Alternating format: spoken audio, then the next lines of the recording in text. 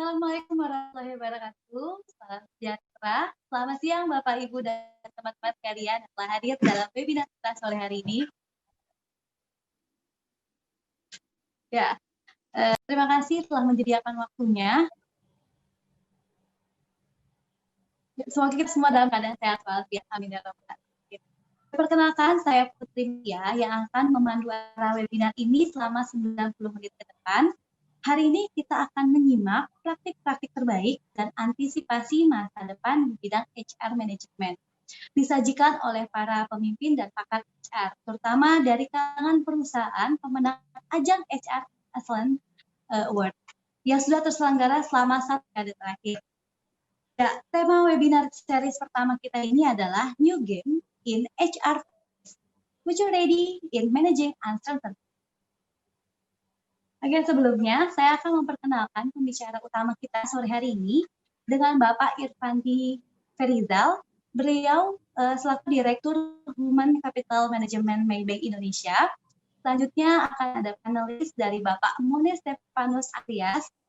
Beliau dosen dan konsultan LMFEBI. Dan webinar ini akan dimoderatori oleh Bapak Teguh Sri Pabudi. Beliau redaktur senior majalah SWA. Oke, webinar ini berlangsung. Jika ada hal yang ingin disampaikan atau ditanyakan, dapat ditanyakan langsung di fitur chatting yang berada di kolom aplikasi Zoom. Oke, langsung saja kita sapa moderator Bapak Teguh S. Pambudi pada Pak. Oke, terima kasih. Pak Teguh. Terima kasih, Mbak. Selamat sore, Pak Teguh. Sore. Suara saya cukup bagus ya? Oke, sudah. Bagus, Pak, jelas. Oke, jelas ya. Terima kasih banyak.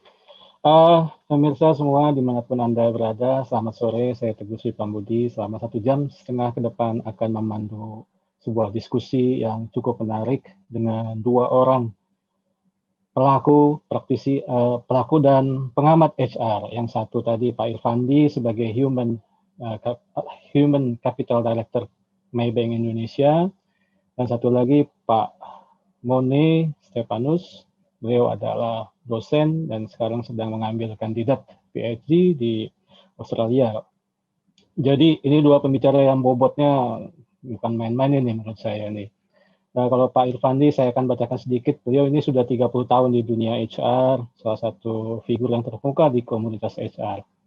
Nah, beliau juga adalah pemenang pertama, ya Pak Irfandi ya, kalau nggak salah waktu itu HR Excellence. Saya lupa tahunnya waktu itu. Beliau masih di TNT Indonesia kalau nggak salah. Waktu itu konsepnya Investor in People kalau nggak salah. Nah, sekarang beliau akan membawakan satu topik yang menarik. Kita tahu bahwa sekarang dunia berubah begitu cepat. Tidak ada yang bisa memperkirakan, terutama dengan adanya COVID ini, siapa yang bisa memperkirakan? Saya kira tidak ada satupun yang menyangka virus yang demikian kecil bisa memporak-porandakan. Jadi ada anekdot bahwa sekarang ini bukan CIO yang mengubah perusahaan menjadi digital atau perubahan perilaku, tapi adalah virus yang memaksa orang menjadi lebih digital savvy. Oke, Pak Irfandi selama 25 menit akan membawakan topik New Game in HR Practice, Future Ready in Managing Uncertainty. Beliau akan menjelaskan bagaimana praktik. Jadi ini menariknya adalah praktik. Jadi yang sudah empirik, bukan sebuah teori. Dan nanti Pak Mone akan membahas, mengkaji dari sisi, katakanlah mungkin dari sisi akademis, karena beliau juga dosen dan kandidat PhD. Dan ternyata seperti saya dengar, kayaknya klop gitu, yang beliau kaji dengan yang dibawakan oleh Pak Irfandi. Nah, tanpa bermaksud berpanjang lebar, mari kita berikan kesempatan buat Pak Irfandi untuk membawakan paparannya. Silakan Pak Irfandi. Selamat sore Pak Teguh, Pak Mone, dan teman-teman semua yang sudah hadir di sini. Mungkin belum terlalu banyak kan yang pertama sekali ya. Selain di luar juga agak tegang, agak sepi ya, karena masih situasi rame-rame di luar. Ini di jalan raya depan, kebetulan saya di kantor, masih sepi banget, Pak Teguh, karena memang orang pulang cepat kayaknya nih. Makanya hari ini kita ini, sambil saya siapin ya, kita ini diskusi soal New Game di luar juga bicara soal new regulation gitu. Betul gitu Pak, undang-undang cipta Ya, kerja Pak. oke, saya lanjut ya karena sedatnya sudah siap. Baik, saya diminta sharing oleh teman-teman SWA dan LM tentang new game di art practice khususnya dalam managing uncertainty. Tapi saya ngelihat konteksnya nggak cuma COVID, tapi juga dalam situasi yang telah berubah. Nanti saya ceritakan juga banyak hal. Kami mungkin ongoing lah ya menuju ke sana. Tidak 100%, tapi mungkin berdasarkan pengalaman empirik langsung. Mungkin begitu ya nanti ceritanya ya. Ya, baik. Tadi disampaikan oleh Pak Teguh, betul saya tahun 2006 kalau nggak salah. Waktu itu masih mewakili dari TNT Indonesia, jadi ikut ISAR Excellent dan dapat peringkat pertama waktu itu. Jadi makanya ya kalau saya dibilang pertama ya mungkin karena saya yang pertama waktu itu ya tahun 2006. Tapi waktu di Maybank 2015 ya kita juga ikut waktu itu. Setelah itu nggak ikut lagi karena saya selalu jadi juri soalnya. Baik teman-teman semua. Nah ini situasi yang kita alami hari ini. Ya teman-teman bisa lihat ini adalah Times Square di New York. Ya tiba-tiba bisa menjadi sepi begitu ya. Nggak pernah sepi. Kemudian ya ini Masjidil Haram pada saat totally hari ini juga sudah mulai agak ramai sedikit, tapi masih dibatasi. Dan ini sempat Jakarta waktu zaman betul lockdown gitu ya, tempat kita bisa lesehan di jalan. Nah dunia telah berubah, mengubah semua tadi dikatakan oleh Pak Teguh begitu kan ya. Dan ini adalah kehidupan saya juga gitu ya. Kadang-kadang sehari saya bisa menggunakan 3 gadget sekaligus, bisa multitasking beneran gitu ya. Dan tapi multitaskingnya nanti bisa begini ya, walaupun katanya rapi begini di bawahnya celana pendek. Ya ini adalah dunia kita hari ini. So ya dengan dunia yang berubah ini our choice cuma satu, mau agile atau fragile. Nah itu yang akan kita bahas how to do it, apa yang telah terjadi dengan dunia yang berubah. Nah saya akan sharing di sini mengenai sedikit people landscape dengan dunia yang berubah. Sebelumnya kita sudah lihat juga memang ada perubahan dengan digital ekonomi, tapi kemudian juga ini dari dari Pak Yuswo ya.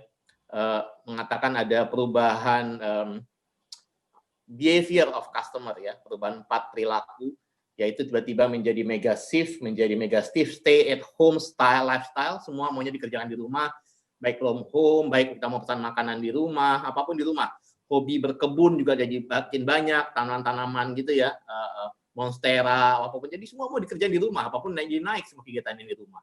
Kemudian yang kedua adalah kembali kepada lifestyle bottom of the pyramid, semua hal-hal yang berhubungan kebutuhan dasar, kecenderungan di bank hari ini, kecenderungan orang meningkat atau nabung hari ini gitu ya, jadi savingnya lebih banyak, karena orang masih ada kekhawatiran sehingga fokus ke kesehatan, kebutuhan pokok. Sementara yang ketiga adalah mega shift, everything go virtual, contohnya hari ini, dulu yang nggak kita mungkin diskusi, kita bisa lakukan dari mana saja, anywhere. Dan yang keempat adalah empathic society, jadi orang lebih peduli dengan orang lain. Nah, ini harus diantisipasi oleh perusahaan. Contoh di Maybank, kami menerjemahkan ini menjadi value proposition yang kami bisa lakukan, gitu. Karena berubah people landscape-nya, dan kalau kita lihat apa yang harus kita lakukan. Yang berbahaya adalah kita langsung masuk ke kegiatan, kami terjemahkan menjadi value proposition-nya adalah bagaimana supaya karyawan being safe, protected, karyawan butuh job security, karyawan butuh being empathetic, ya butuh diperhatikan, tapi juga being communicated and energized, karena mereka ingin situasi begini, apa sih terjadi, tapi gimana ya, kita aman atau tidak, oke atau tidak, gimana, mesti bagaimana, tapi mereka ingin tetap di-energize dan being productive. Nah, dengan situasi yang ini, kemudian kita lihat lagi dengan dunia yang berubah juga, berbarengan gitu, situasi COVID, tapi juga situasi karena digital ekonomi, dan situasi perubahan demografi, terjadilah yang namanya change in workforce.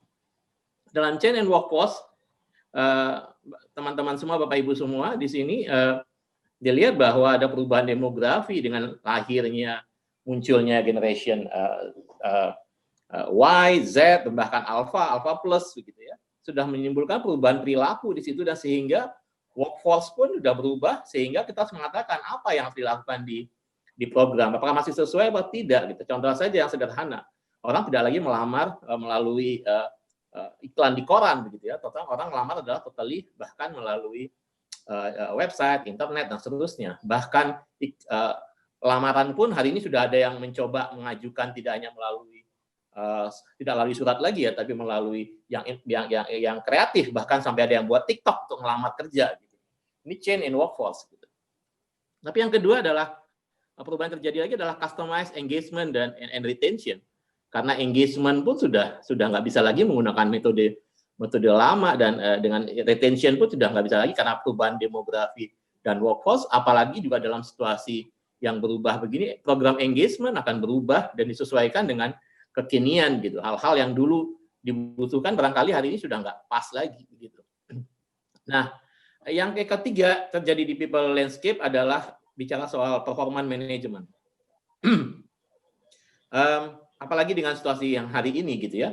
Apakah performance management yang klasikal yang bicara adalah mulai dari goal setting di awal tahun, kemudian di tengah tahun ada mid year review, di tengah akhir tahun ada year end review performance gitu. Apakah masih relevan? Apalagi yang hari ini orang bekerja dari anywhere gitu. Nah, bagaimana cara performance management monitoringnya? Nah, sehingga dibutuhkan adalah just in time performance management.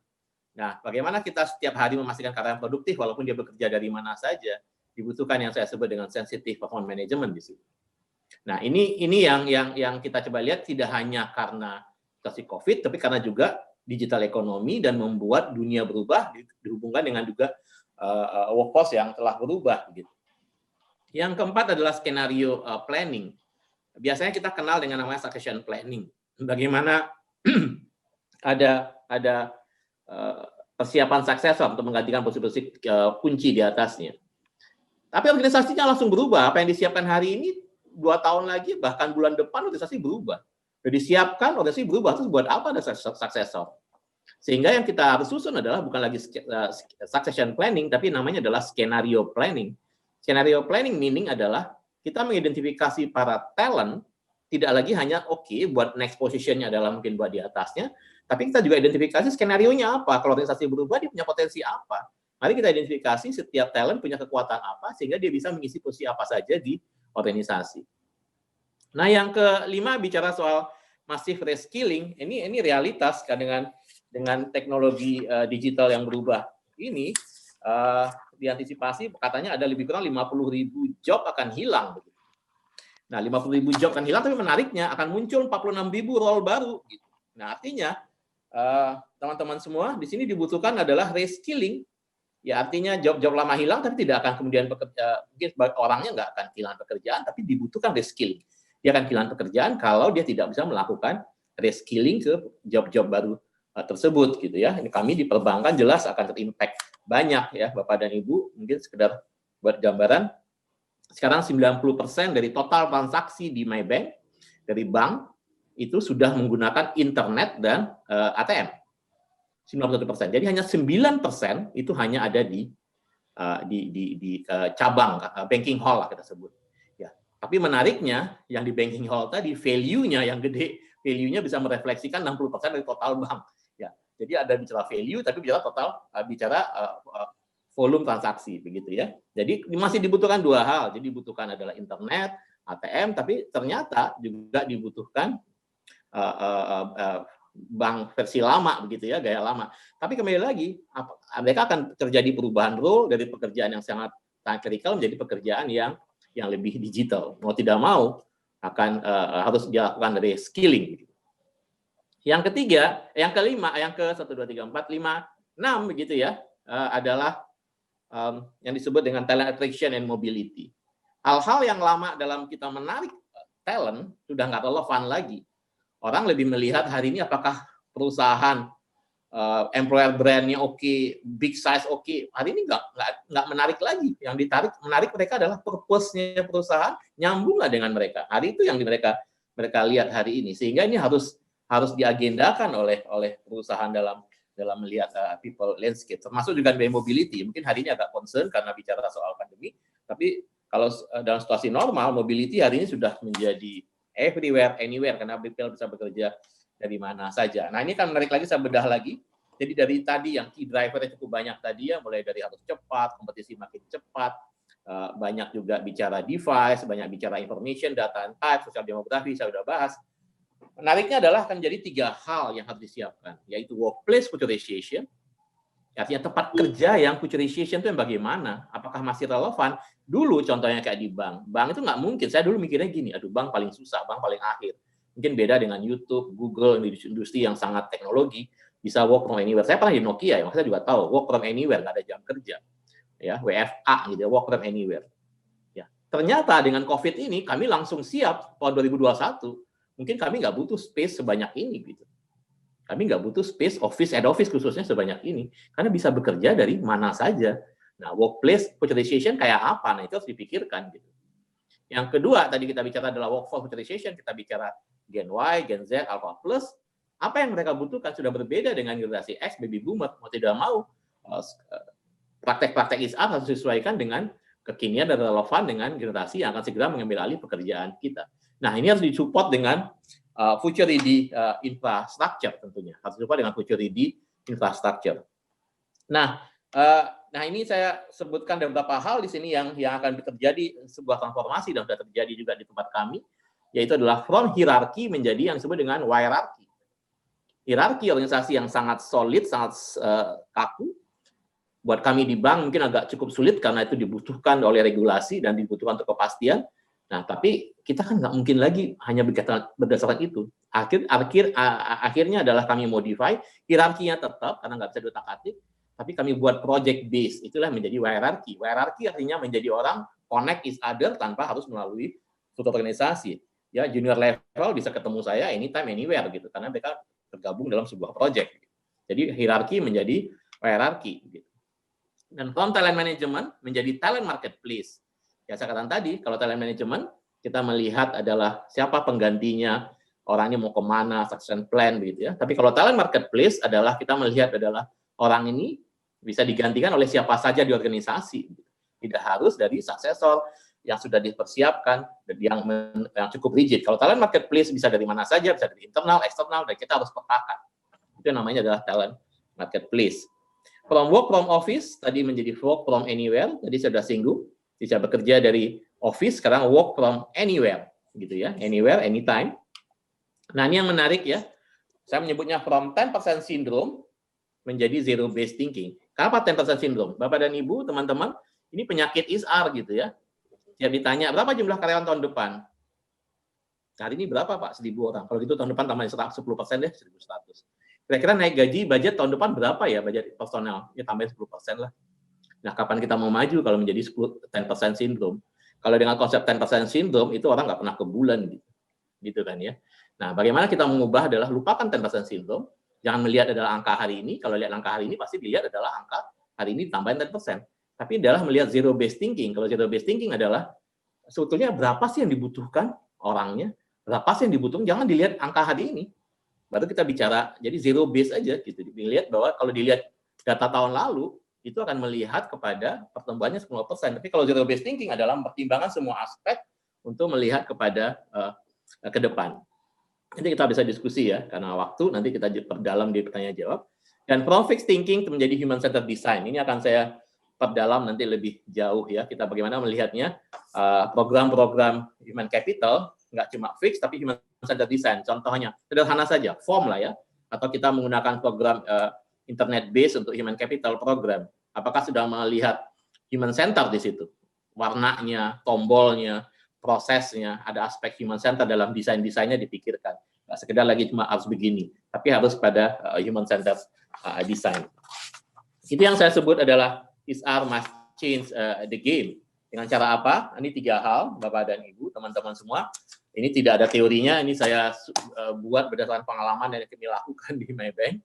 Yang pertama adalah ISR harus menjadi Avenger. Saya tidak menyebut nama brand di sini ya, tapi ini adalah Avenger untuk sebuah analogi. Avenger artinya apa? Avenger adalah simbol dari para superhero, tetapi dia nggak bisa jalan sendiri tanpa kolaborasi. Betul apa tidak? Betul ya Bapak Ibu ya? Mereka akan kuat menjadi kolaborasi.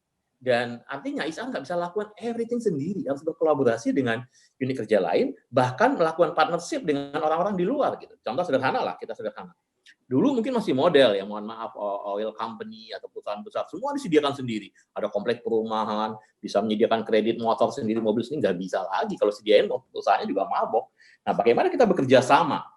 Ya, tapi menguntungkan karyawan gitu. Nah, kita kolaborasi, partnership, Tapi menguntungkan karyawan kita kelola, untungnya adalah perusahaan tidak perlu sediaan modal, bahkan bisa menguntungkan kepada karyawan atau organisasi. Avenger bicara future, sama. Kita membicarakan adalah future ready organization, future ready skill di situ. Dan satu lagi, Avenger bicara energi. Nah, kita bagaimana melihat adalah organizational energy, menjadi spirit, menjadi kekuatan to growth, for growth of the company. Kemudian kita bicara HR adalah sebagai pilot, sebagai navigator. Sebagai pilot, dia pandangan pilot navigator itu apa? Holistik. Karena di atas pesawat itu semua data ada di situ, attitude, altitude. Jadi bicara adalah data di situ. Dan tapi pilot harus tahu mau mendarat di mana. Nah, itu yang sering sekali HR kadang-kadang nggak tahu mau kemana gitu ya. Cuma jalanin program akhirnya menjadi yang namanya activity based. Harus melihat pada end of mind, impact-nya mau kemana, apa yang mau saya capai. Sehingga tahu tujuannya. Walaupun satu hal harus ada understand the ground. Karena pilot, kalau dia nggak tahu di bawah, yang terjadi, ya pesawatnya kecelakaan, dia juga nggak tahu apa yang terjadi di bawah. Makanya Anda bisa lihat pilot kalau udah mendarat, sudah terbang, dia kadang-kadang keliling pesawat, dia cek dulu, understand the ground. Ada di situ bicara accountability, ya, karena bicara penumpang, ada tanggung jawab, bicara adalah aset pesawat yang mahal. Bicara confident communication di situ, bicara dengan semua stakeholder. Bagaimana kita confident, nah, tapi ada aspek yang menarik di sini, green. Nah, ini juga HR harus mikirin soal green di sini. Nah, contoh kayak di Maybank lah ya, kita yang menginisiate program namanya adalah Bring Your Own Tumbler gitu. Jadi kita nggak ada lagi hari ini air mineral di sini gitu kan ya, mohon maaf gitu ya. Kita Bring Our Own Tumbler hari ini programnya. Itu contohnya adalah dari HR inisiatif. Yang ketiga adalah HR business player. Ya, ini nggak HR business partner lagi ya. Mungkin teman-teman kenalnya HR sebagai business partner. Kalau kami di Maybank nyebutnya HR sebagai business player, artinya apa? Bagaimana HR menggunakan semua channel kita, komunitas kita yang kita kenal, karyawan, employee channel for business. Ya, bagaimana kita menjadikan channel-channel itu untuk bisnis bisa masuk ke sana sehingga kita bisa melakukan juga promosi dan seterusnya. Bagaimana HR juga sebagai marketer gitu ya. Bagaimana HR sebagai brand evangelist hari ini membantu mensosialisasikan brand evangelist. Hari ini saya lakukan hari ini adalah bagian dari my brand evangelist gitu ya. Mungkin teman-teman bisa lihat bagaimana kita mendorong, bisa lihat di Instagram saya, kita mendorong semua karyawan bisa ikut mempromosikan produk kita, tapi melalui video di sosial media. Dan yang terakhir adalah HR bisa melakukan cost solution. Jadi dengan kata lain, teman-teman, Bapak Ibu semua, saya menyebutnya kalau di Maybank, it's not about the work, it's not about career, tapi about life, tapi about family, dan satu lagi, about future hub. Gitu ya. Nah, sedikit lagi, kita lanjut dulu. Jadi sebagai HR for Future Ready Organization, ada kita bicara adalah leadership for cross generation. Tadi adalah Gen Y, Gen Z, Alpha Plus. Tapi leadership juga di transformation, yang organisasi yang berubah. Leadership in managing uncertainty. Tapi dengan bicara role HR dalam sebagai 5C, memastikan 5C di situ. Yang pertama adalah capability. Sejauh mana capability hari ini masih relevan nggak? Kalau dengan organisasi, contohlah sederhana, dengan COVID ini terjadi, karyawan kami semua yang bekerja di lapangan nggak bisa ketemu nasabah langsung gitu. Hanyalah waktu seminggu ya kita langsung bisa ngeluarin program capability adalah selling by phone gitu. Di Maybank selling by phone nggak common gitu. Kami langsung coba switch selling by phone, kami coba buat program selling difficult situation, itu langsung siap. Nah, bagaimana mempersiapkan capability contoh kayak begitu ya. Kemudian capacity, jumlah karyawan, supporting teknologi dan seterusnya. Tapi juga bicara culture, connected, bagaimana connect each other, dan bicara HR mempersiapkan change. Jadi ini adalah 5 role dari HR dalam mempersiapkan opportunity organization. Berikutnya adalah teman-teman, tadi saya menyebut capability, ini adalah capability yang relevan yang dipersiapkan, yang mungkin kita nggak siap hari ini. Yang pertama jelas spiritual, digital, tapi juga bicara soal innovation. Innovation adalah tadi saya sebut ya, UI UX ya, user interface dan user experience gitu. Nah, ini di Maybank ini kami sangat sedang kembangkan hari ini. Saya nggak mengatakan sudah selesai ya, ini sedang hot-hotnya. Bagaimana kami membantu bisnis semua punya tahu mengenai konsep design thinking, user interface, user experience. Karena kalau nggak tadi itu ya produk-produk ataupun apa yang kami lakukan nggak belum tentu sesuai dengan apa kebutuhan customer. Tentu itu dibutuhkan data, dibutuhkan juga empathy, dibutuhkan fokus group discussion kepada customer. Dibutuhkan capability untuk melahirkan new product yang sesuai dengan hari ini. Future communication, ya kembali lagi ya, dalam isu yang dunia yang berubah, bagaimana komunikasi di masa depan. Dan yang terakhir, dalam capability risk management, jadi dalam isu yang berubah ini, banyak isu cyber security, gitu kan ya, karena kita bekerja dari rumah, kita harus memikirkan segala risiko, nah itu harus dipersiapkan capability itu. Nah, bagaimana kita mentransfer COVID menjadi hal yang lebih baik gitu ya. COVID menakutkan, kami coba bagaimana disebutnya adalah membangun communication, memastikan semua orang berkomunikasi ya, karena tidak terjadinya namanya aliran kebatinan. Ya, O-nya adalah optimism, ya membangun virtual management, I-nya tetap innovate dengan cara-cara yang baru, karena kalau dengan cara yang lama nggak bisa, ya. Dan yang terakhir adalah determination. Nah, sedikit lagi saya ingin menutup dengan diskusi mengenai productivity. Bagaimana kita menghadapi ISAR New Game ini dengan productivity, situasi yang juga tidak cukup mudah begitu ya. Productivity adalah strengthen your muscle, memperkuat ototnya, tapi cut the fat, artinya memotong lemaknya. Gitu. Memperkuat ototnya, memotong lemaknya dengan tadi yang sudah disebut dengan tadi 5C. Di sini saya juga pertegas adalah capability, capacity, culture. Dan kalau lihat rumusnya, performance productivity itu adalah rumusnya dari M, A kali D. M-nya adalah motivation, A-nya adalah ability, D-nya direction. Nah, ini kami praktekkan di Maybank, teman-teman semua. Saya coba melihatnya adalah apalagi situasi pandemi ini, gitu ya. Gimana yang membuat orang tetap produktif, tetap perform, gitu ya. Kita coba lihat. M, A kali D. Jadi dia harus motivated. Motivated itu apa? Attitude kali situation. Artinya dia dibutuhkan self attitude, tapi situasinya mendukung. Untuk itu, perusahaan harus mikirin, harus situasi yang safe, care, empathetic, tetapi ada sense of achievement. Maksudnya sense of achievement apa? Apakah memang relevan sih? Orang katakan gini, dalam situasi normal, targetnya adalah 10.000, umpama, gitu ya. Targetnya 10.000, targetnya. Nah, dalam situasi yang pandemi ini, yakin nggak 10.000 tercapai? Nah, sekarang dia cuma bisa menghasilkan umpama cuma 5.000, 6.000.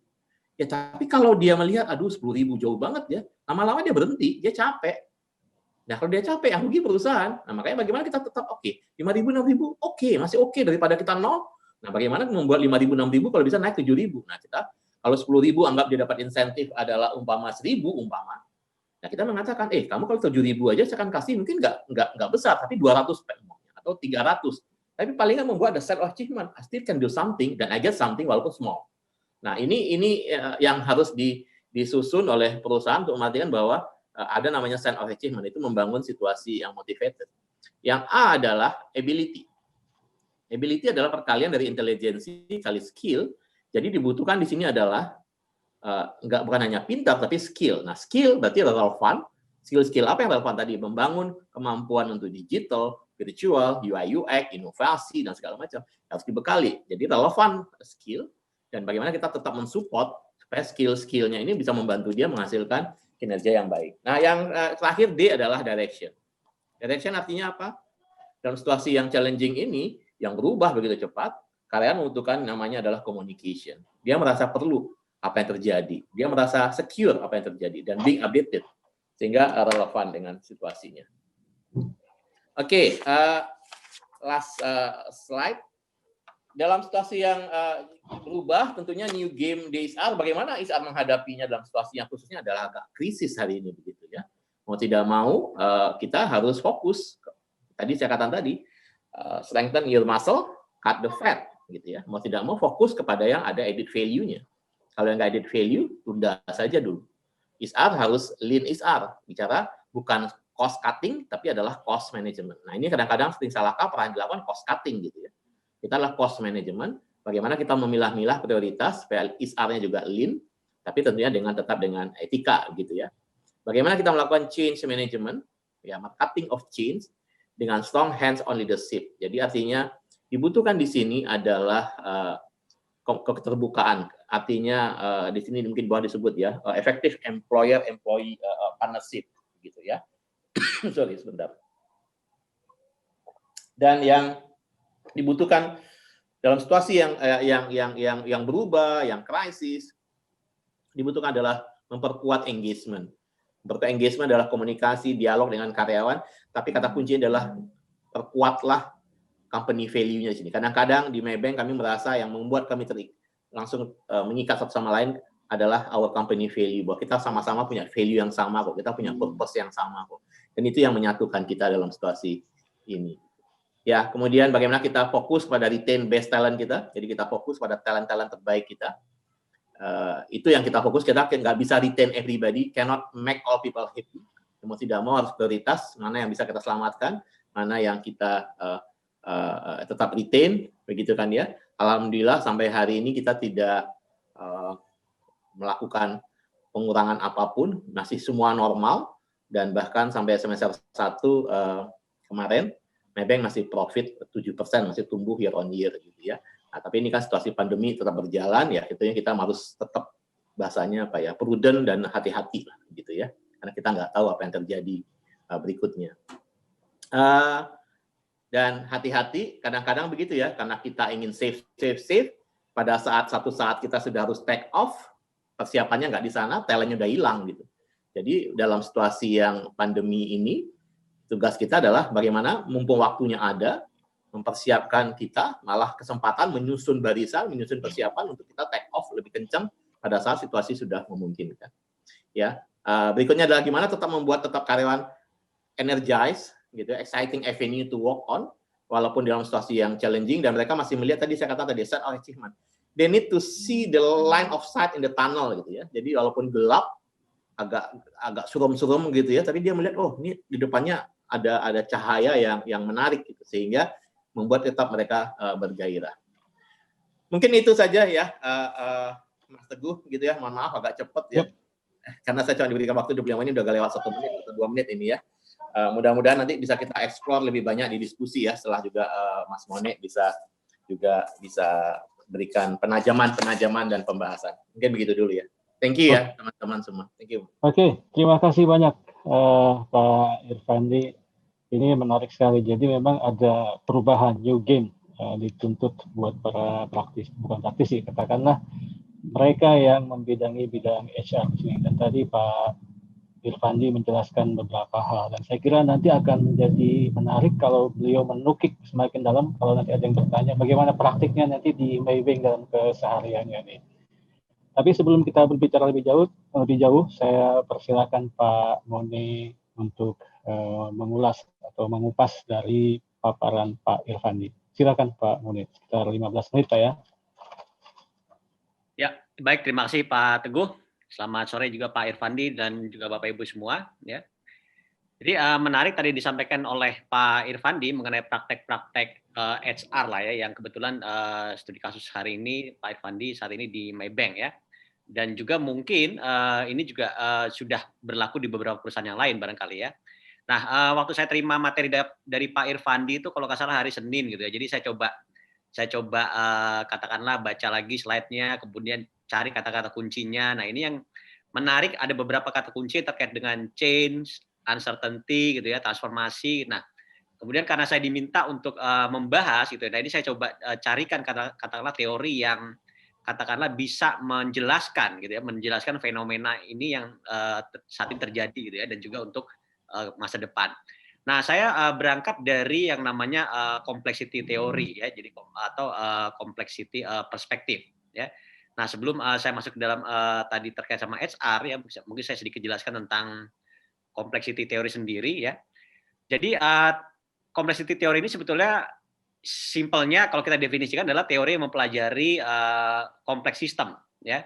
Nah, apa itu kompleks sistem? Sebetulnya kompleks sistem adalah sistem terbuka yang terdiri dari banyak elemen, dan elemen-elemen itu harus saling berinteraksi ya. Tadi kalau Pak Irfandi sering mengulas atau menekankan pada connectivity gitu. Nah, antara elemen itu harus saling terhubung ya. Karena kenapa mereka harus terhubung? Karena mereka menghadapi yang namanya tantangan bersama. Jadi bagaimana mereka bisa survive menghadapi tantangan, menghadapi perubahan ya. Itu mereka harus saling terhubung antara elemen-elemen tadi. Nah, sebetulnya banyak sekali yang namanya teori-teori dalam paradigma kompleks sistem ini atau kompleks teori ini ya. Jadi bukan hanya satu teori ya. Semuanya itu berakar pada sistem teori ya. Nah, jadi yang membedakan adalah ya kompleks teori ini adalah teori yang menekankan pada perubahan, ya, adaptasi, ya. Sementara kalau bicara mengenai sistem teori yang tradisional itu menekankan pada keteraturan, pada stabilitas, ya. Dan banyak sekali atau teori-teori manajemen itu awalnya berkembang dari yang namanya keteraturan. Mereka menekankan pada bagaimana mendapatkan kontrol, gitu ya, mengontrol organisasi, memprediksi atau memforecast masa depan, ya. Efisiensi. Nah, itu semuanya adalah pendekatan-pendekatan saintifik yang menekankan pada keteraturan, ya. Nah, kompleks sistem berbeda dengan tradisional sistem teori itu asumsinya atau paradigmanya adalah sistem ini selalu bergerak, selalu berubah, ya, dan harus adaptif. Makanya salah satu varian atau genre dari kompleks teori adalah kompleks adaptif sistem teori, ya. Jadi kalau kita bicara mengenai organisasi, ya, kita bisa mengatakan bahwa organisasi ini adalah sebuah kompleks adaptif sistem, ya. Artinya apa? Artinya organisasi yang harus mampu berubah sehingga dia mampu adaptif. Kalau tadi dikatakan COVID gitu ya, memang mengubah secara besar-besaran, ya, bukan hanya di Indonesia tapi juga di seluruh dunia. Dan itu semua sektor, ya. Nah, cuma kalau kita amati dari sebelum COVID sebetulnya itu sudah banyak sekali terjadi perubahan, ya. Tadi Pak Irfandi sempat menyinggung digital transformation itu sebetulnya sudah berjalan bertahun-tahun yang lalu, ya. COVID itu hanyalah semacam kejadian yang kemudian memaksa perusahaan-perusahaan, memaksa organisasi mempercepat, ya, ada proses adaptasi tadi, ya. Jadi yang awalnya masih setengah-setengah, yang awalnya mungkin sudah mulai menyiapkan, ya, tapi kemudian harus dengan COVID ini kemudian mereka memaksa. Dan ternyata sejauh ini kita bisa lihat banyak organisasi itu mereka bisa survive, ya. Nah, ini kita bisa tarik dalam paradigma ini sebagai kompleks adaptif sistem teori, ya. Organisasi ini dia punya kemampuan untuk beradaptasi, ya. Nah, ada beberapa konsep dalam CHAS teori, ya. Ini hanya saya sampaikan hanya 5, ya, di sini, ya. Yang pertama adalah uncertainty. Ini adalah salah satu kata kunci, ya, bahwa organisasi itu menghadapi ketidakpastian, ya. Nah, tidak ada yang bisa meramal dengan pasti, ya, meskipun tentu saja sebagai organisasi, sebagai HR, ya, kita harus punya katakanlah, ya, bukan meramal atau bukanlah memprediksi gitu, ya, tapi menyiapkan, mengantisipasi, ya. Itu saya pikir kata kuncinya. Tapi apa yang akan terjadi di masa depan itu tidak akan bisa kita ketahui secara pasti, ya. Tadi Pak Irfandi sempat menyinggung misalnya pekerjaan-pekerjaan, role-role yang akan hilang, kemudian akan muncul pekerjaan-pekerjaan yang baru, ya. Nah, itu yang harus diantisipasi misalnya. Kemudian kata kunci kedua adalah emergence. Artinya apa? Artinya perilaku-perilaku elemen-elemen tadi, kalau kita bicara organisasi berarti elemennya adalah manusia-manusia di dalamnya, ya. Itu adalah perilaku-perilaku yang muncul secara spontan, ya. Jadi bukanlah perilaku yang katakanlah disuruh-suruh gitu, ya, seperti di pabrik gitu, ya, dengan ini ketat, dengan aturan-aturan yang ketat gitu, ya. Nah, ini yang yang membedakan, ya. Nah, berikutnya adalah diversity, ya. Diversity maksudnya adalah yang namanya elemen-elemen tadi mereka punya kemampuan yang berbeda, punya kapasitas yang berbeda-beda, punya karakteristik yang berbeda-beda, ya. Nah, dengan diversity ini mereka harus saling berinteraksi, karena kalau mereka tidak berinteraksi, ya, tidak saling terkoneksi tadi, ya, artinya apa? Artinya organisasi tadi akan kehilangan kemampuan untuk beradaptasi karena organisasi itu dibangun dari elemen-elemennya, ya, dari manusia-manusianya, ya. Jadi manusia-manusia itu, elemen-elemen itu harus saling bekerja sama, ya. Kalau tadi Pak Irfandi di slide yang sebelumnya terakhir saya catat ada menyebut dengan share value atau share purpose, ya. Nah, itulah yang kemudian meng-guide, membimbing, menjadi guideline bagi para manusia tadi, ya, untuk saling berinteraksi, ya. Nah, kemudian adalah self organization tadi seperti saya sampaikan, ya. Jadi elemen-elemen tadi dia bertindak tidak lagi mengikuti aturan prosedur yang kaku, ya, tapi mereka punya inisiatif, ya, punya usaha, punya effort, ya, saling berkomunikasi, ya, saling berinteraksi satu dengan yang lain, ya, dan itu muncul, ya, emergent secara natural di dalam organisasi untuk katakanlah menghadapi tantangan bersama, ya. Nah, ini yang kita bicara mengenai dasar dari complexity teori. Nah, bagaimana kaitannya dengan HR, ya? Ini saya juga ingin sampaikan tadi atau menekankan apa yang sudah disampaikan oleh Pak Irfandi, ya. Ini saya sempat ambil gambar dari satu jurnal, ya, kalau nggak salah dari UBIN dan arena ini ya. Jadi kalau kita bicara yang namanya teori-teori manajemen, ya awalnya dulu itu kita bicara di level ini Pak, Bapak Ibu ya, di order ya. Jadi organisasi itu sangat menekankan kontrol, keteraturan ya.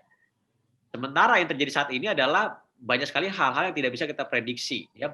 Perubahan terjadi di mana-mana dan terus-menerus ya. Nah, yang menjadi tantangan bagi HR ya adalah bagaimana memastikan organisasi ya itu tidak jatuh dalam zona keteraturan ini ya, tetapi juga tidak menjadi chaos ya. Jadi tidak seperti ini di atas ya. Nah, HR harus menjadi enabler ya untuk memastikan organisasi itu ada di dalam zona yang disebut dengan edge of chaos. Jadi di dalam zona yang biru ini Bapak Ibu ya. Ini kita lihat seperti network ya. Jadi mereka seolah-olah tidak terkoneksi ya, tapi mereka membentuk koneksi-koneksi tersendiri ya. Tapi bukanlah dalam satu struktur yang kaku dan hierarkis ya. Tadi kalau Pak Irfandi menyebutnya sebagai dari hierarki to hierarchy ya, seperti itu. Nah, ini yang sebetulnya yang juga katakanlah saya rasa sama pemahaman dari hierarki ya menjadi hierarki ini tadi ya, dan tadi juga sempat disinggung mengenai bagaimana di pengambilan keputusan itu tidak lagi mengikuti jalur-jalur hierarkis ya. Ini juga sepertinya kami pernah bantu salah satu klien kami ya dari LM dulu untuk training juga, mereka menggunakan jalur katakanlah mereka punya komunitas hobi Bapak Ibu ya. Nah, ini barangkali dulu Bapak Ibu ketika SR membuat komunitas hobi mungkin awalnya tidak terpikir hanya untuk sekedar katakanlah menyalurkan hobi para karyawan. Nah, tapi ternyata dalam perjalanannya ya komunitas hobi ini, jadi ada yang suka goes ya goes gitu ya, yang suka lari ya lari, macam-macam lah ya bentuknya. Nah, ternyata karena komunitas hobi ini mereka tidak lagi melihat ini Bapak Ibu tadi jalur-jalur hierarkis organisasi. Artinya seorang direktur misalnya bisa ketemu dengan manajer junior manager di level bawah yang kebetulan hobinya sama ya.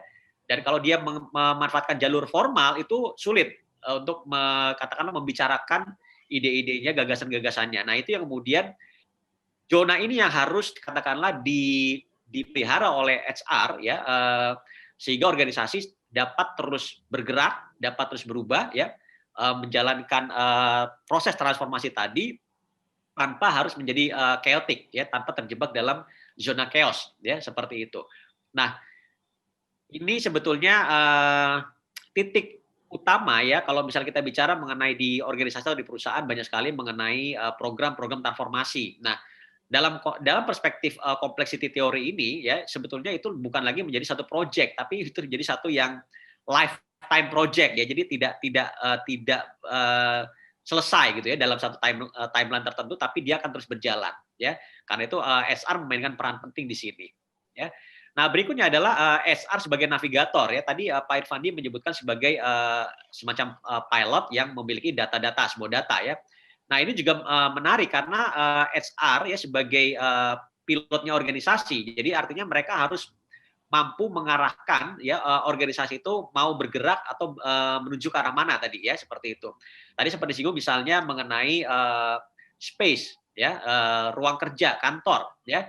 Nah, ini juga saya rasa saya sependapat dengan Pak Irfandi bahwa nanti ke depannya perusahaan-perusahaan ini akan mengurangi ukuran fisik kantor karena memang itu cost ya Bapak Ibu, dan ternyata dengan Covid ini makin membuktikan bahwa organisasi bisa jalan meskipun karyawan tidak harus ke kantor ya.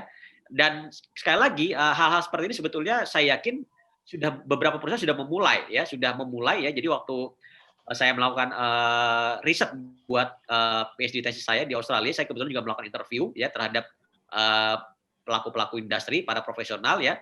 Jadi saya datang ke kantornya dan saya juga mendapati mereka kebanyakan sudah menggunakan yang namanya hot seat Bapak Ibu. Jadi mereka tidak punya dedicated desk gitu ya atau office ya. Jadi nanti siapa yang datang duluan dia bisa, atau dia akan arrange dengan rekan kerjanya. Misalnya dalam unit itu ada 5 orang ya, tapi nanti mereka akan gantian, hari Senin siapa yang masuk di kantor, hari Selasa siapa gitu ya. Nah, hal-hal seperti ini yang tentunya HR bisa berperan. Kenapa? Karena sebelum mereka mengambil kebijakan, tentu saja mereka harus melakukan kajian. Ya, artinya mungkin sebelum mereka melakukan pengurangan ruang kerja tadi, ya mereka bisa bikin semacam policy, oke, karyawan dibolehkan dulu bekerja dari rumah. Dan dari situ akan mereka lihat selama berapa bulan kira-kira berapa persen sih karyawan yang tetap masuk ke kantor meskipun mereka boleh bekerja dari mana saja gitu atau dari rumah seperti itu ya. Nah, dari situ baru kemudian dibuat kebijakan yang kemudian memastikan oke, kalau gitu dari hasil kajian kita ternyata nggak banyak karyawan yang tetap memilih ke kantor misalnya. Karena itu kita bisa kurangi misalnya karena itu sangat costly ya. Kemudian juga tadi Pak Irfandi sempat menyinggung workforce ya, ya memang kita harus akui bahwa yang namanya antar generasi ini punya katakanlah perbedaan-perbedaan karakter ya, attitude ya. Nah ini juga HR dapat tentu saja menjadi semacam navigator ya dengan melakukan analisis ya, melakukan analisis kira-kira di dalam angkatan kerja ini yang dalam karyawan yang dimiliki perusahaan misalnya ya itu didominasi oleh generasi apa sih misalnya ya dan bagaimana pola perilaku mereka ya. Nah ini dengan adanya data-data itu tersedia ini sebetulnya HR bisa melakukan banyak hal ya yang kemudian dapat membantu ya misalnya kami di UI misalnya kebanyakan misalnya kalau saya amati ya saya nggak tahu persis juga datanya misalnya itu banyak sekali dosen wanita misalnya proporsinya misalnya ya dibandingkan dosen pria ya. Nah ini tentu saja akan membawa impact ke dalam organisasi ya kalau perusahaan atau organisasi yang didominasi wanita misalnya ya. Kalau saya amati misalnya kalau dulu waktu kuliah tentu saja culture-nya teman-teman dari Fakultas Teknik dengan Fakultas Psikologi itu berbeda sekali Bapak Ibu ya seperti itu misalnya ya. Tentu saja itu salah satunya. Kemudian bisa dilihat dari usia misalnya ya. Barangkali juga bisa dilihat dari misalnya juga status pernikahan dengan jumlah anak misalnya ya. Katakanlah sekarang ada pergeseran banyak karyawan yang makin katakanlah memilih untuk single atau menunda usia pernikahan atau mengurangi jumlah anak misalnya ya. Nah, ini kan tentu saja akan menjadi masukan bagaimana nanti mereka menyusun satu sistem kompensasi benefit ya yang lebih tepat, yang lebih katakanlah cocok buat para karyawannya ya. Tadi seperti disampaikan oleh Pak Irfandi, engagement-nya harus dipertimbangkan karena sudah bergeser ya. Apa yang mereka cari, apa yang mereka harapkan dari perusahaan itu sudah berubah ya. Seperti itu. Nah, berikutnya adalah yang terakhir HR ini menggunakan katakanlah HR management system itu sebagai alat untuk tadi memastikan organisasi dalam zona complexity atau dalam zona edge of chaos ya. Jadi misalnya rekrutmen ya tadi Pak Irfandi sempat sampaikan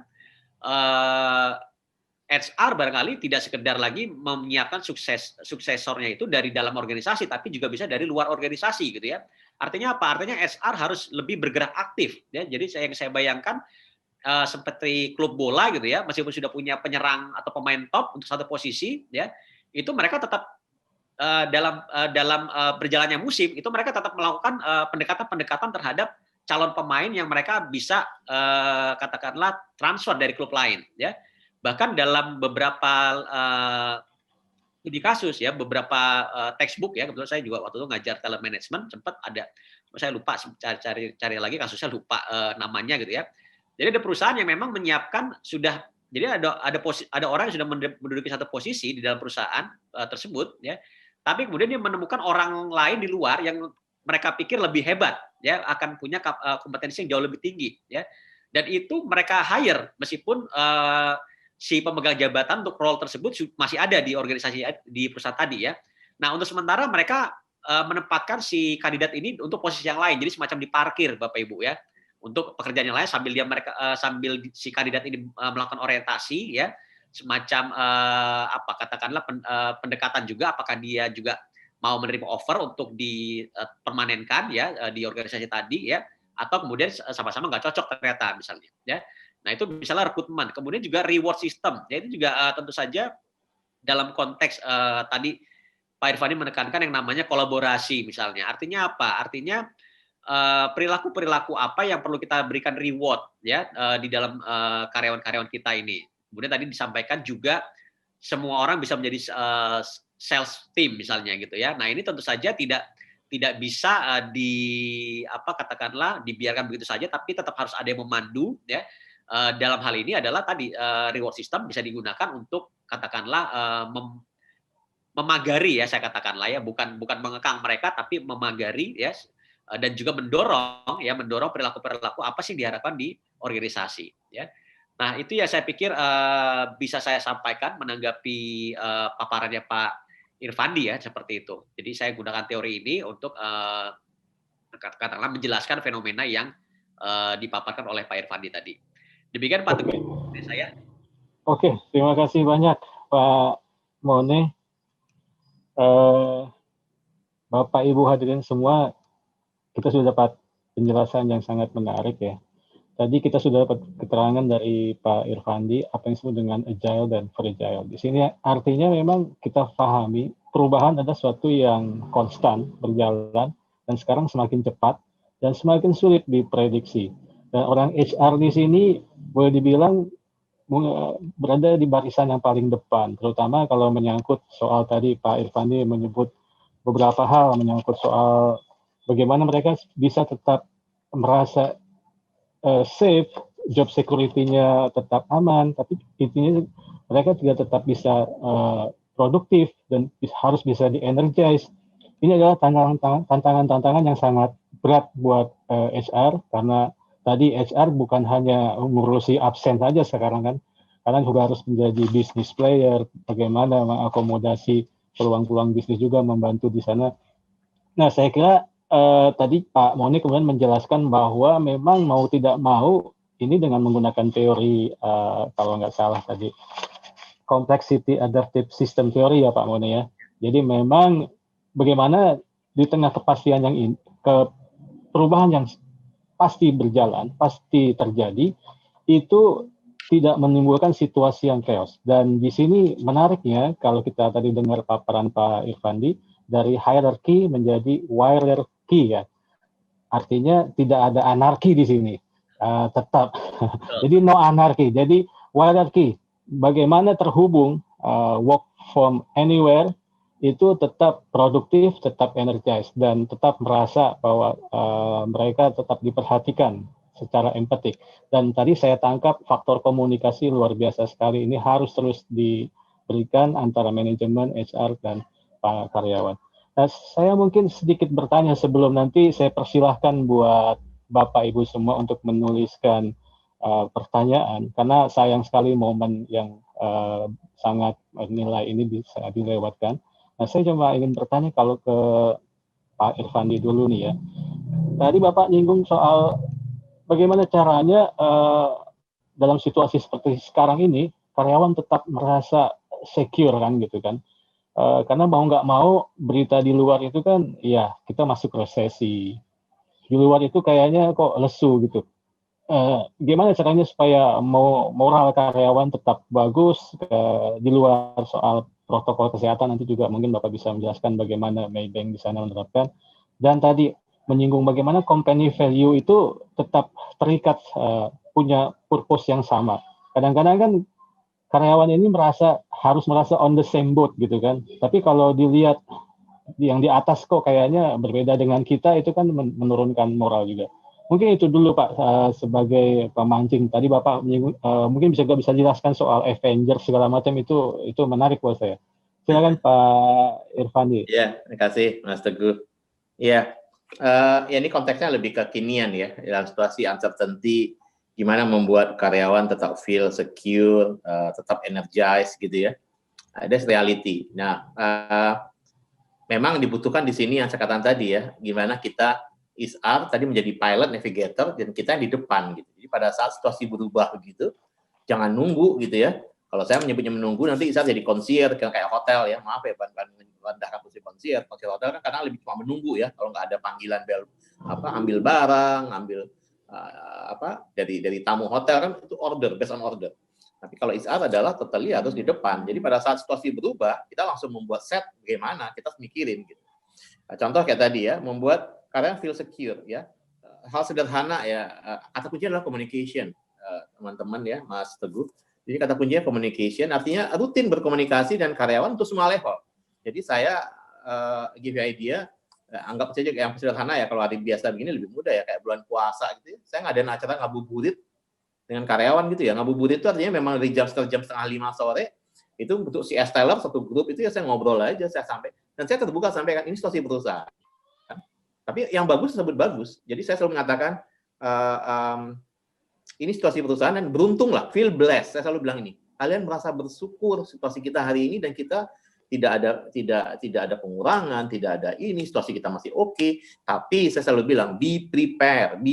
Saya kata tadi, contoh yang saya sampaikan tadi, terbuka juga sampaikan karena kita perusahaan publik, Maybank secara profit Patami ya, profit after tax dan minority interest Patami itu tumbuh 7%.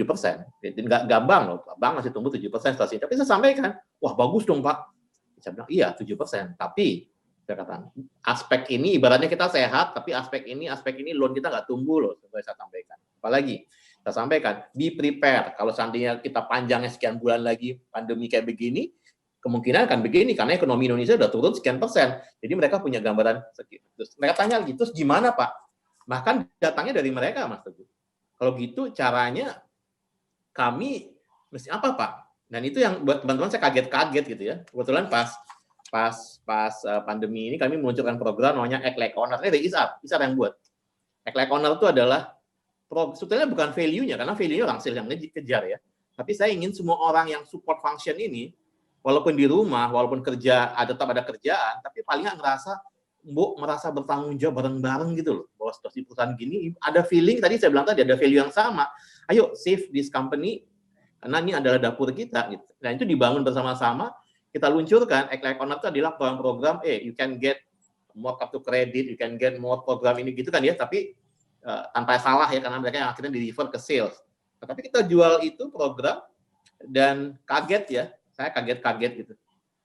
Teman-teman dari Ranca Ekek gitu ya, dari Ujung Berung, Bandung gitu kan, aduh kenceng banget ya. Yang saya pikirkan, apa yang namanya, bukan saya underestimate ya, tapi mereka begitu bersemangatnya gitu Mas ya. Jadi kata kuncinya sekarang adalah, pertama adalah terbuka, tapi arrange the communication discussion secara intensif.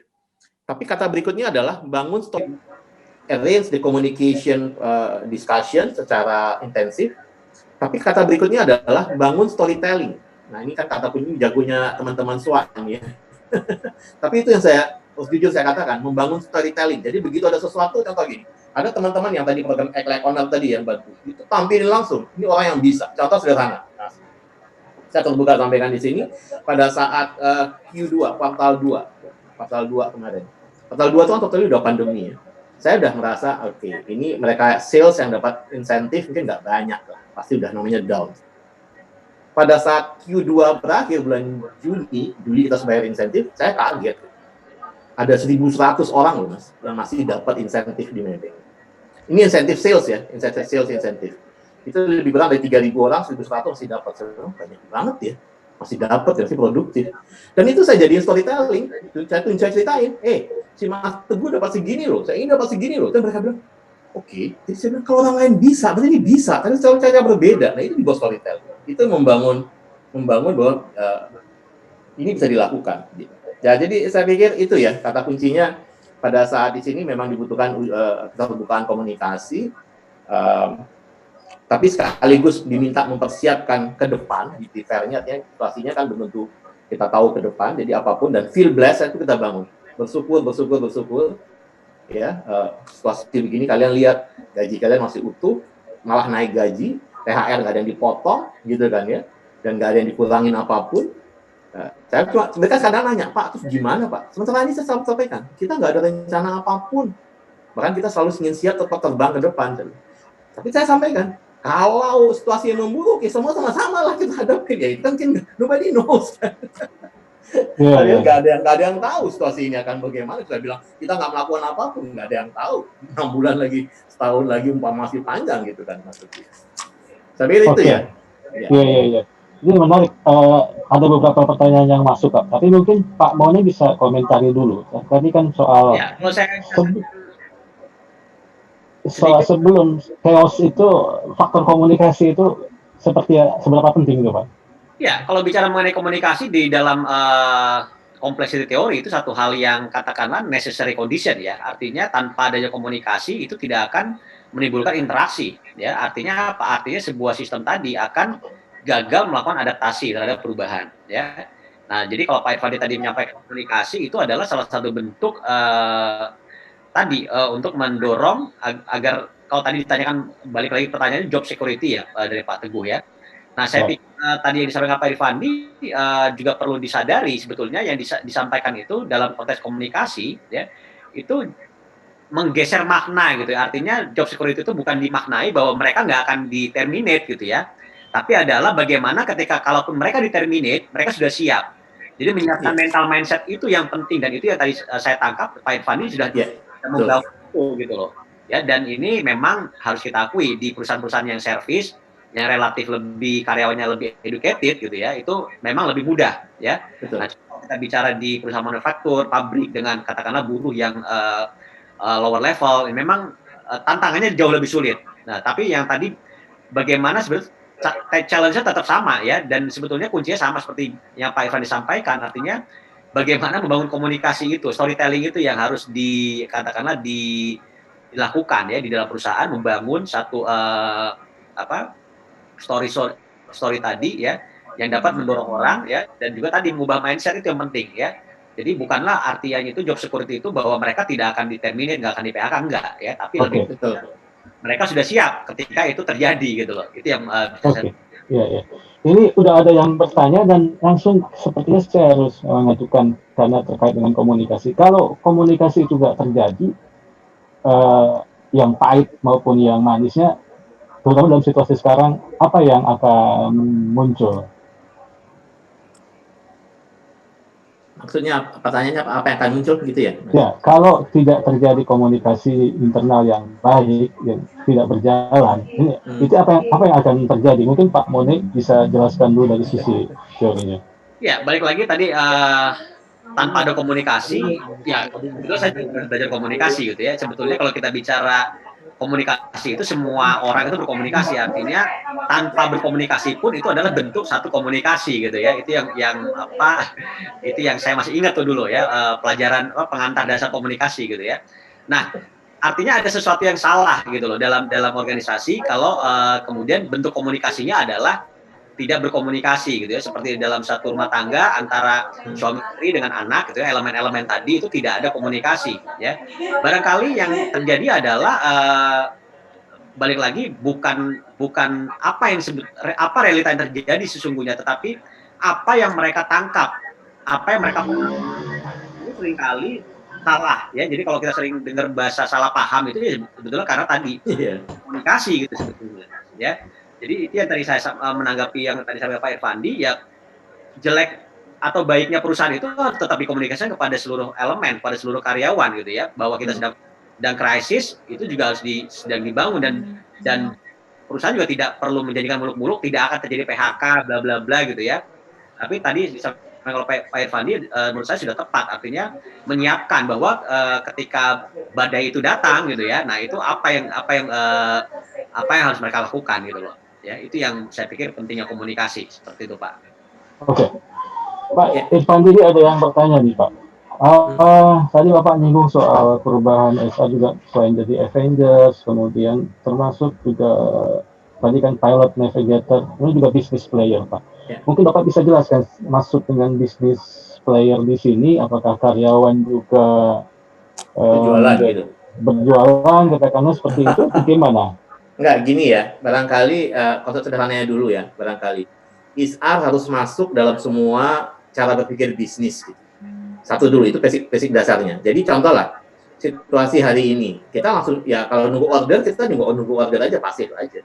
Saya langsung mengatakan situasi hari ini, kita langsung dari depan, karena business player.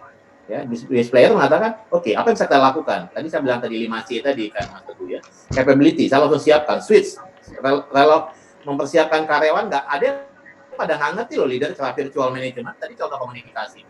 Kita minta mereka, walaupun kamu di rumah, karyawanmu di rumah, seminggu sekali kamu mesti ngobrol sama karyawanmu gitu loh. Itu udah sederhana, karena mereka kan nggak biasa pakai Zoom, pakai gini, nggak biasa. Dia asumsi. Nah ini hal-hal sederhana mempersiapkan, itu langsung kita ajarkan virtual management, kita ajarkan tadi ya bicara selling by phone gitu. Itu secara, jadi saya mengerti bisnis, apa yang bisa kita lakukan, kita di depan. Dan kita langsung setiap isu bisnis, ISR mesti ngapain, apa yang bisa kita lakukan, itu satu. Tapi yang kedua adalah tadi saya katakan tadi, bahwa ISR menggunakan optimize semua employee dan HC channel, itu yang saya sebutkan. sebagai business player, kita menggunakan semua channel yang bisa kita miliki. Contoh lah, HC punya komunitas. Human Capital atau HR kan punya komunitas. Nah, bagaimana saya menggunakan komunitas ini? Bukan saya harus jualan langsung, tapi adalah dengan channel yang saya katakan ini bisa masuk teman-teman bisnis, saya bantu. Masuk aja di sini. Nah, tapi saya kenalkan mereka dengan sini. Nah, tapi saya kenalkan mereka dengan cara program HR gitu loh, Mas. Maksud saya gini, saya bisa masuk ke komunitas, saya masuk. Tapi kan maaf, kalau dikatakan, ya saya apakah saya langsung free? Ya nggak free sebenarnya. Free dalam arti mungkin free secara Maybank, tapi adalah kesempatan buat teman-teman bisnis habis itu ketemu dengan mereka, kan gitu kan, Mas. Ya, soft selling artinya nggak langsung di kelas jualan, enggak, tapi setelah itu saya ajak orang bisnis, ketemu, kenalin aja, nanti mereka follow up sendiri di luar gitu. Tapi kan di gang itu dia kenal, karena mungkin kalau acara yang nggak Zoom kan mereka bisa ngobrol ya pas apa. Nah, itu salah satu cara kita kenalkan mereka untuk bisa langsung masuk ke bisnis. Kemudian contohnya lagi, karyawan kita ini kan punya channel ya, sebetulnya tanpa sadar punya background. Ada saudaranya, ada orang tuanya, ada ininya, dia alumni ini, dia kenal dengan Pak Menteri ini, dia kenal ini. Nah, terdata nggak itu di knowledge management perusahaan, di database gitu? Nggak terdata barangkali. Nah, kami mencoba itu, kami lakukan pemutakhiran data, kami mau tahu kalau si Mas Teguh ini sebetulnya dia punya channel kemana ya, kekuatannya apa ya. Di talent management kita nggak talent management cuma sekedar buat talent, tapi adalah melihat juga di mana kita bisa pakai untuk bisa masuk, membantu bisnis masuk. Jadi saya menyebutnya employee as channel of business. Nah, itu yang ketiga. Tapi yang berikutnya adalah HR sebagai marketer dan brand evangelist gitu loh, Mas. Jadi artinya banyak program-program HR yang kami rancang di Maybank adalah membantu dia melihat adalah bisa menyampaikan program, karyawannya happy, seneng, apalagi karyawan hari ini kan seneng narsis tuh, seneng tampil, seneng buat video, tampil, TikTok. Tapi kalau disampilkan dengan konsep, sekalian lu ceritain produk dong, jadi itu nanti saya buat fun aja, dibuat fun, kami kasih hadiah, ya senang, tapi dia tampil di video. Jadi cerita tentang produk, kami nggak perlu siapa-siapa yang ngomong, nggak perlu influencer, Mas, karyawan kami yang ngomong, gitu maksud saya. Yang ngomong karyawannya sendiri gitu loh, dan ngomong sendiri tentang produknya gitu. Itu yang kita tapi untuk membuat itu, melakukan itu ya harus disiapkan programnya oleh HR gitu ya. Nah, yang terakhir sebagai business player adalah tadi cost solution tadi. Jadi jangan sampai, contoh lah kayak gini, situasi begini. Ya, saya udah langsung siap. Saya begitu mulai COVID terjadi, mulai sejak Maret, April itu, saya langsung buat skenario. Saya udah sodorin ke BOD. Ini skenario, saya sudah sampaikan. Ini skenario 3 bulan pertama ini, kalau perlu memburuk ini, sampai saya buat skenario. Kalau begini, saya langsung tanya, diskusi sama manajemen. Terbuka saya sampaikan, saya bertanya sama manajemen. Saya tanya, Bapak ada rencana mikir sampai ke depan ngurangin orang nggak? Saya sampai gituin manajemen. Terus saya mau tahu dulu visinya, karena kalau nggak saya sudah terjemahkan. Nah, mereka nggak ada, mereka cuma bilang, saya nggak mau ke sana kok. Ya oke, ya udah. Kalau gitu kita ikutin skenario ini. Kalau gitu apa? Ya kita lakukan. Saya nggak stop hiring, Mas. Saya cuma bilang selective hiring. Oke. Jadi hiring yang nggak perlu saya tunda. Jadi tapi stop di hire yang mana? Yang butuh buat bisnis saya jalani. Nah itu kita kasih solusi. Program training, yang gini kita jalan. Kita semua ganti ke model webinar. Dan totally cost reduce, karena totally akomodasi hotel semua berkurang. Pesawat nggak ada. Nah, gitu kan? Jadi oke. Kalau gitu mau diapakan? Larinya kemana?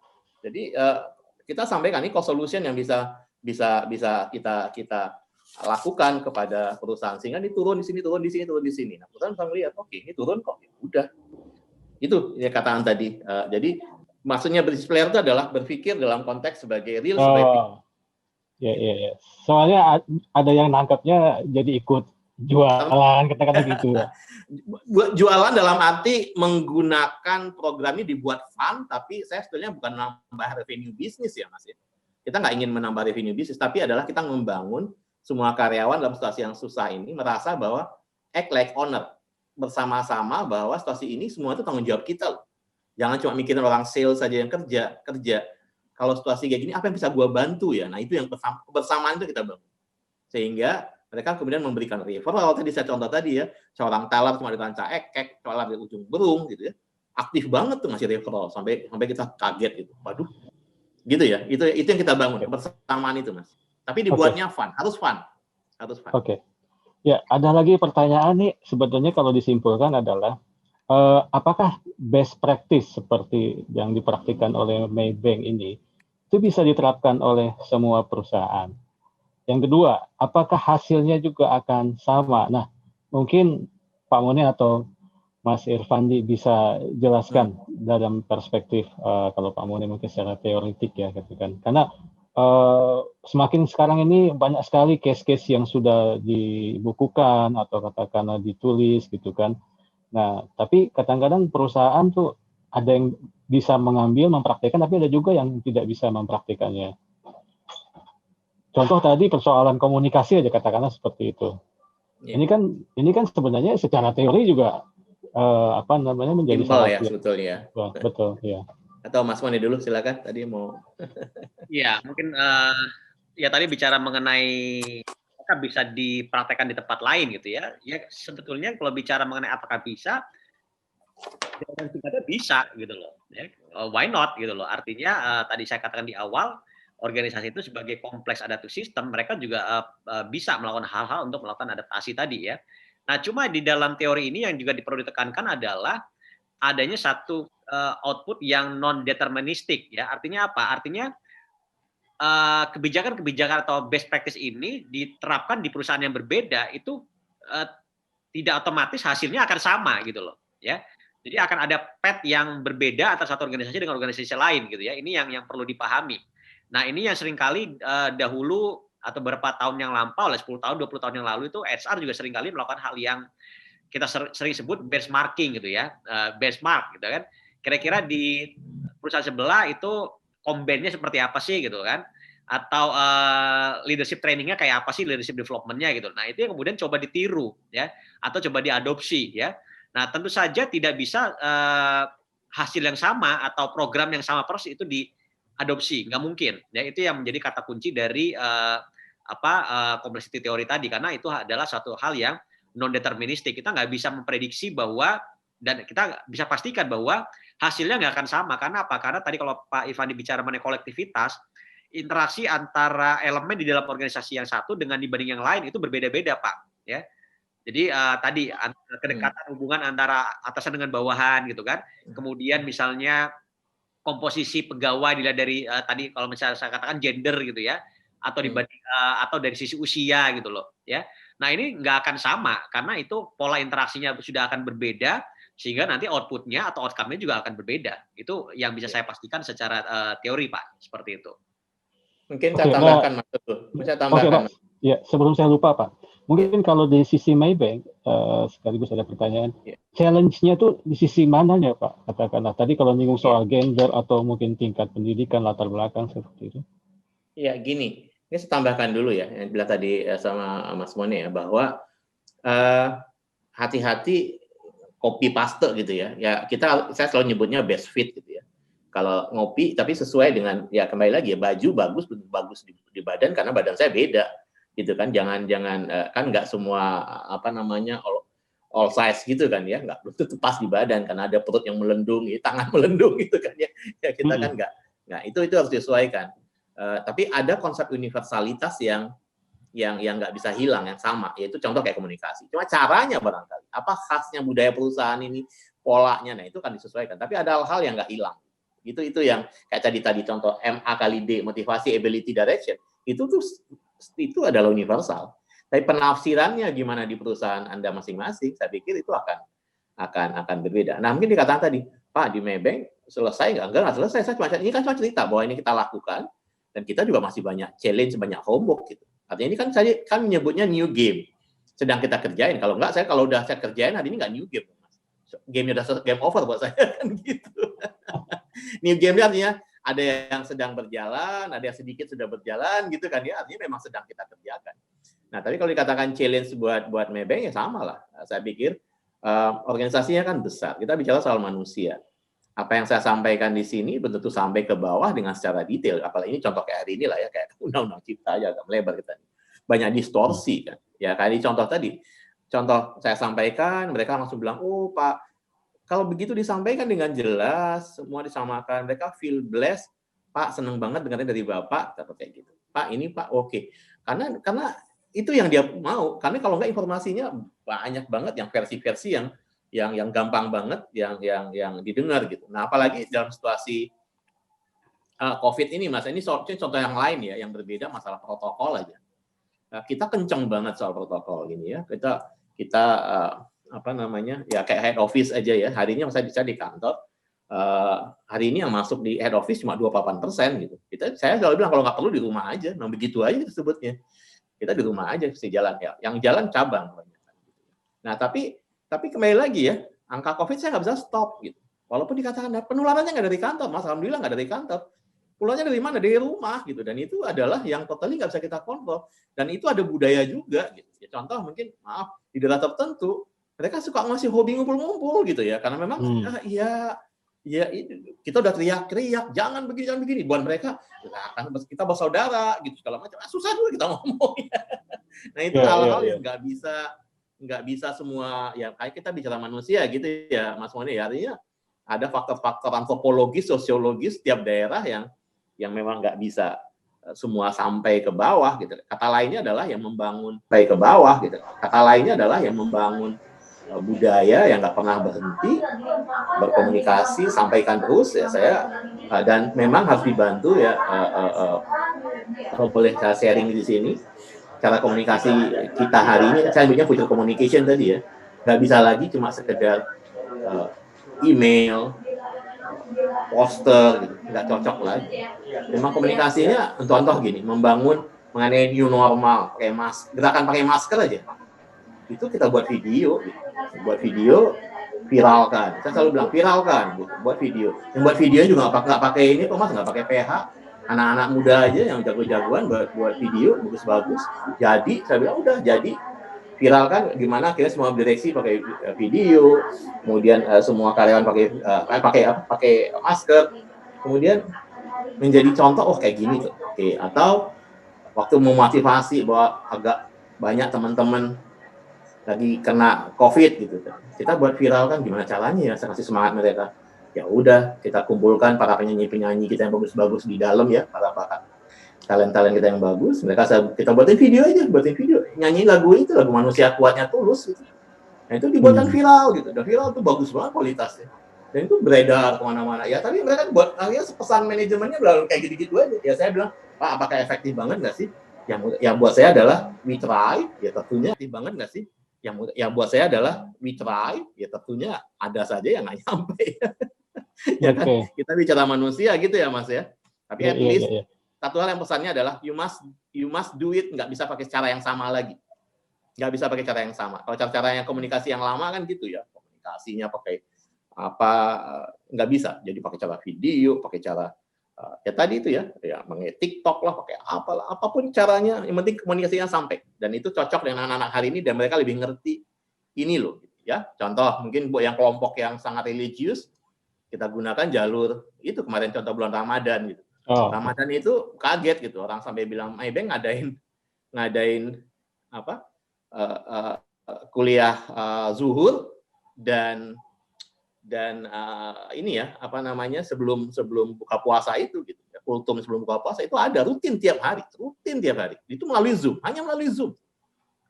dan rutin tiap hari.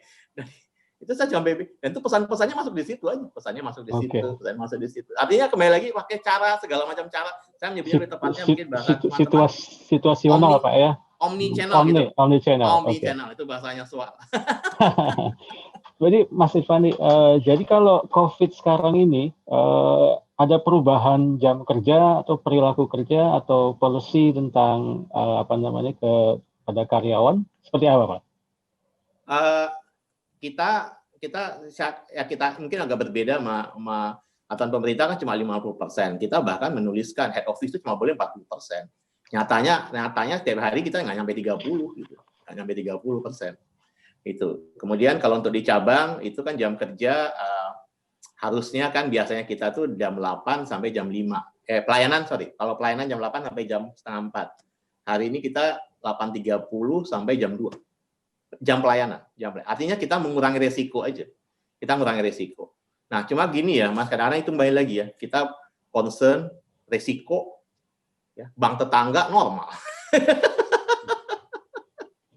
Ini kadang-kadang ini ya apa namanya challenge tantangan di lapangan nih, kita ingin balance lah bisnis dan keselamatan karyawan gitu kan ya. Tapi cabir kadang-kadang tetangga kok normal semua. Iya. Ya ini sayang banget nih kayak kita dibatasi oleh waktu nih. Lihat nama-nama dikit lah. Ya. Kalau boleh nama satu aja sih Pak, pertanyaan Pak nih Ya, buat Mas Irfandi. Tadi cuma nyinggung soal talent ya retain.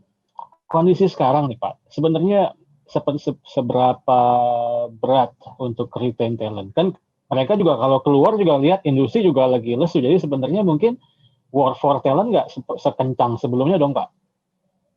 Agak menurun sedikit, iya.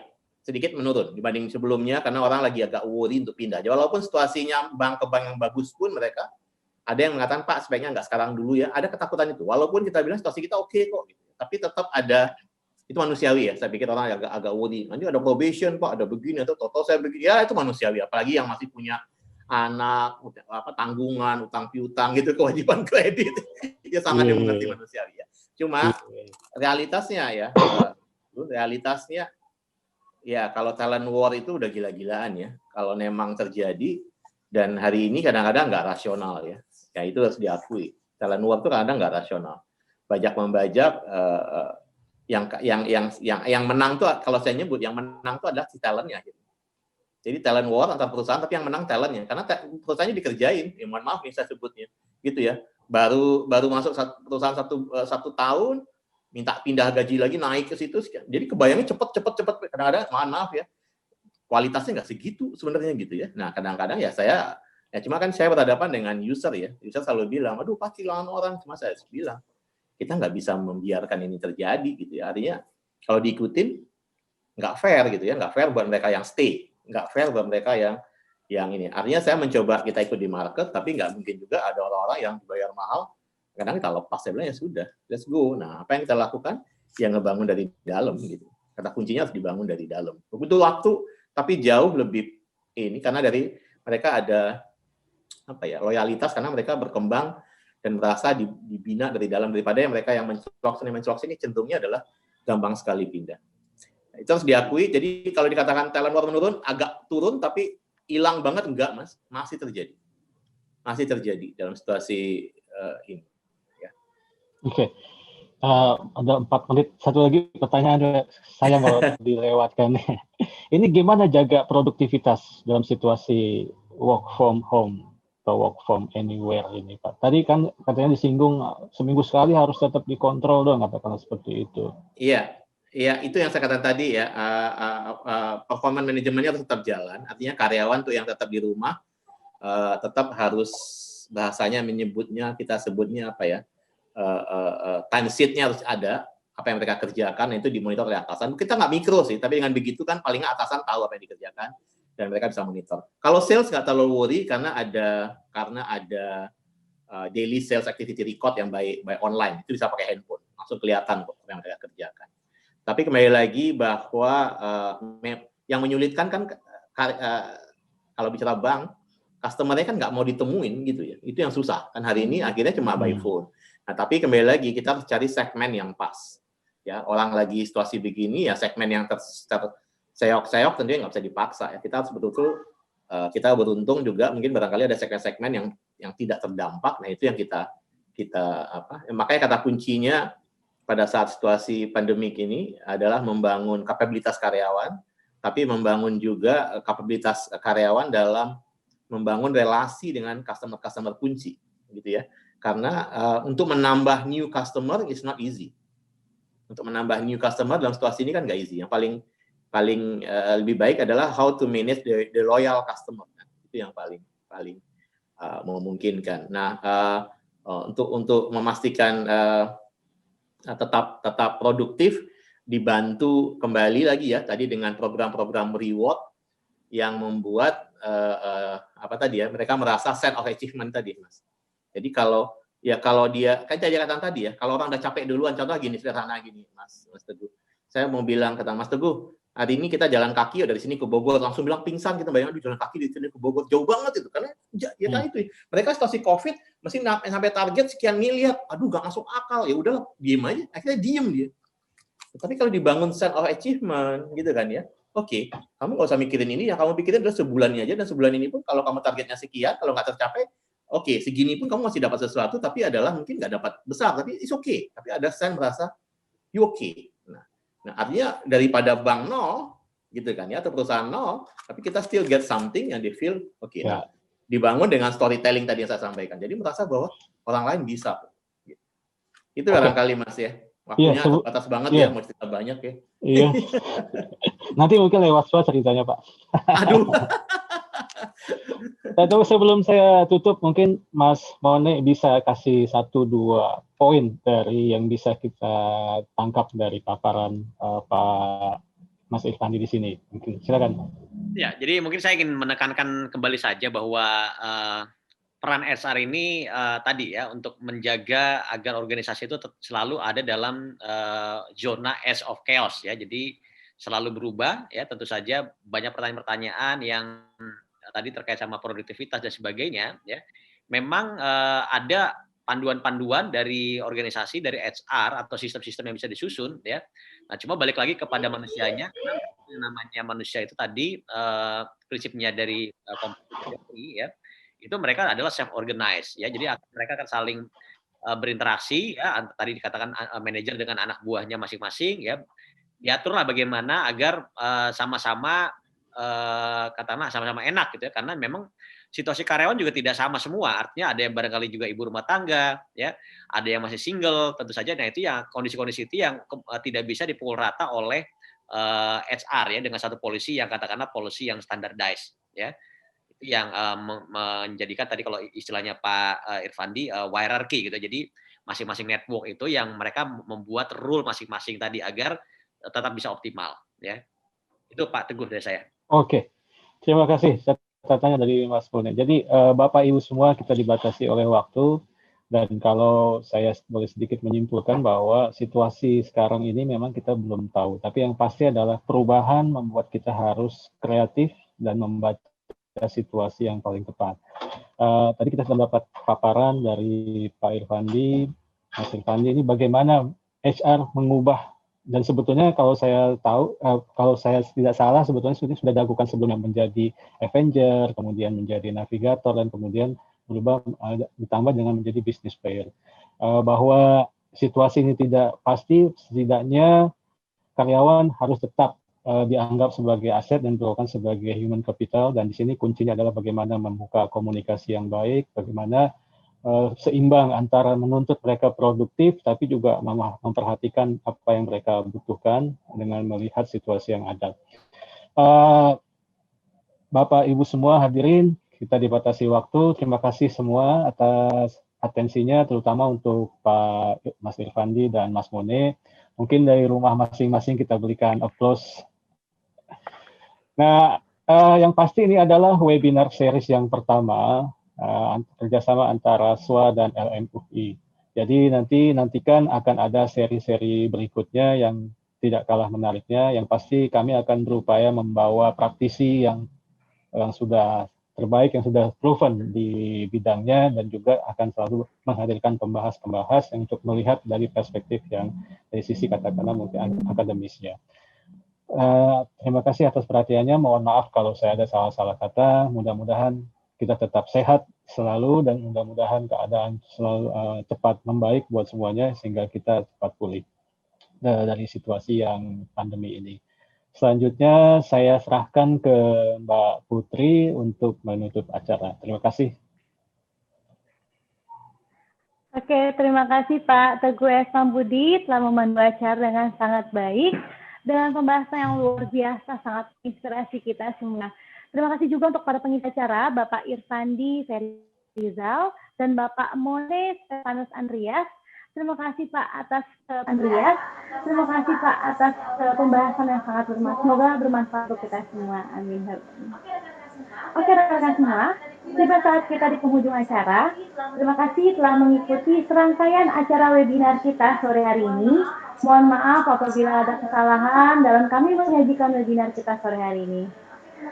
Oke teman-teman, materi pada pembicara pada hari ini akan kami kirimkan melalui email kepada masing-masing peserta. Ya, sekali lagi saya ucapkan kepada para peserta hari ini serta rekan-rekan yang telah hadir. Nantikan webinar kita sore hari, nantikan webinar kita selanjutnya di seri kedua dengan tema Talent Management Practice. Strategi and Execution. Dengan pembicara utama Bapak Herdi R. Harman selaku Direktur Human Capital Management BRI. Saya Putri Mutia dan segenap tim yang bertugas undur diri. Selamat sore, jumpa di event selanjutnya. Assalamualaikum warahmatullahi wabarakatuh. Waalaikumsalam. Terima kasih semua. Ya, Terima kasih Mas Teguh, terima kasih Mas Mone, Terima kasih semuanya. Mas Joko. Terima kasih Semua. Terima kasih Pak. Assalamualaikum. Waalaikumsalam warahmatullahi wabarakatuh. Terima kasih sharingnya, terima kasih. Terima kasih semua. Live meeting semua ya, live meeting semua ya.